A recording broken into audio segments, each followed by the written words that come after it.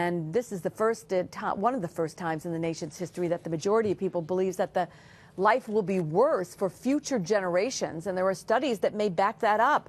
A recent study by the Urban Institute was published last year, and it found that Americans 40 and under have accrued less wealth than their parents at that age, even though the average wealth has since doubled over the last 25 years. So what's to blame for that? Well, here to talk more about it and the troubles facing our nation's youth, Len Valletta from the Albany Financial Group. And Len, this is a fascinating topic because I think we think that our kids would have to be better off, but you're saying that unless they change their habits, maybe not?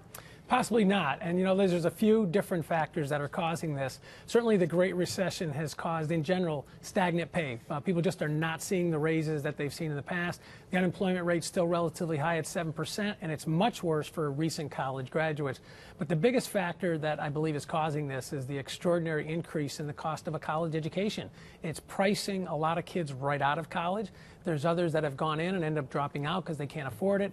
And the ones who do, in fact, graduate end up with pretty large loans that take some years to pay off. So it's a real tough start for some of these kids. So when we talk about these kids not having as much put aside as their parents did, it's not because they're not savers, it's because they just don't have it?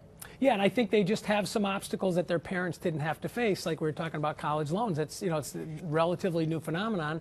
And again, let's face it, kids starting out today, they are absolutely responsible for their own future. The days of working at the same company for 30, 40 years and having a nice pension check when you retire, those are gone. Companies are going to 401k plans. So, and we have so many more products that are being offered today. So again, what would you, can you just tell us quickly what you would have kids do to prepare then? Yeah, you know what, you just got to be more mindful of your financial situation from a young age.